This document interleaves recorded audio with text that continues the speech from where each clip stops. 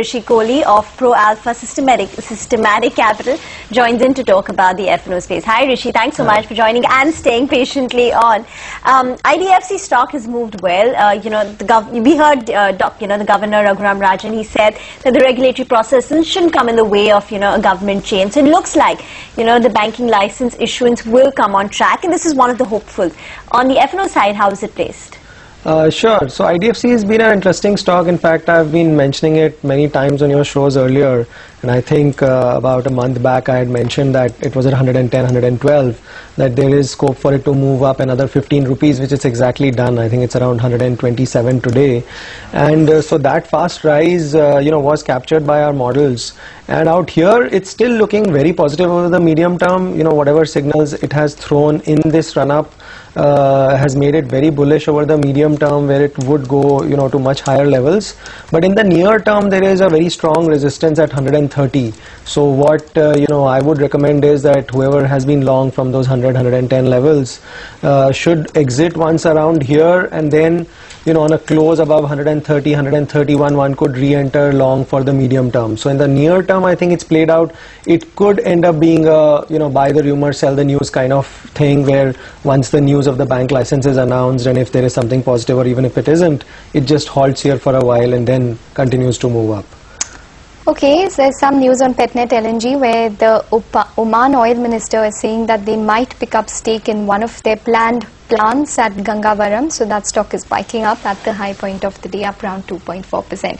Rishi, you are focused a lot on the financial space, I believe, in terms of strategies. So you're shorting the IT index, and going long on the Bank Nifty, something which you've made money on before? Right. So we had been recommending that. That trade was up almost 20-25%. In between, I had mentioned once that there was scope for another 10-12% move in that, which actually happened, and sort of the target got achieved 2 days back.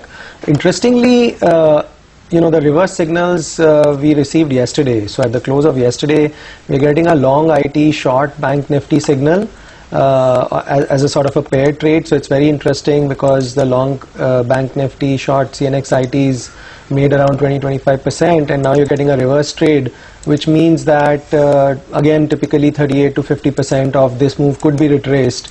I think in the medium term again the long bank short IT trade would work, but in the near run I would play for like a 5-7% return on the long IT short Bank Nifty. Apart from that, on the IT index standalone as well, we've got positive signals after a couple of months on the CNX IT index itself, with some simple indicators like the daily MACD turning positive as well, apart from other complicated chart patterns also looking interesting. However, in the medium term the signals are unclear, so I would play for a quick like 5% kind of bounce, given that the Nifty index itself is also looking that it might be topping out in the near term. So going long IT and playing for a quick 5% trade might be an interesting idea. Rishi, the last time we spoke, you had indicated you were positive on State Bank of India. What would you do with that investment now, and would you recommend adding on?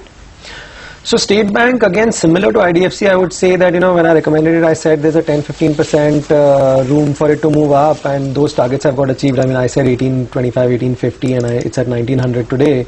Again, there is a chance that it might just halt here, because the rise has been pretty vertical over the last 1.5 months for both State Bank and Bank Nifty, and they are both hitting very important resistance levels here, along with the Nifty also doing the same. The risk reward is pretty unfavorable, so I would exit those longs, wait for sort of a close above 1950. So I'm willing to give up 2-2.5% further if it rises, but then play that move, because once it closes above 1950, 1960, I think there is a scope for another 10-20% move there.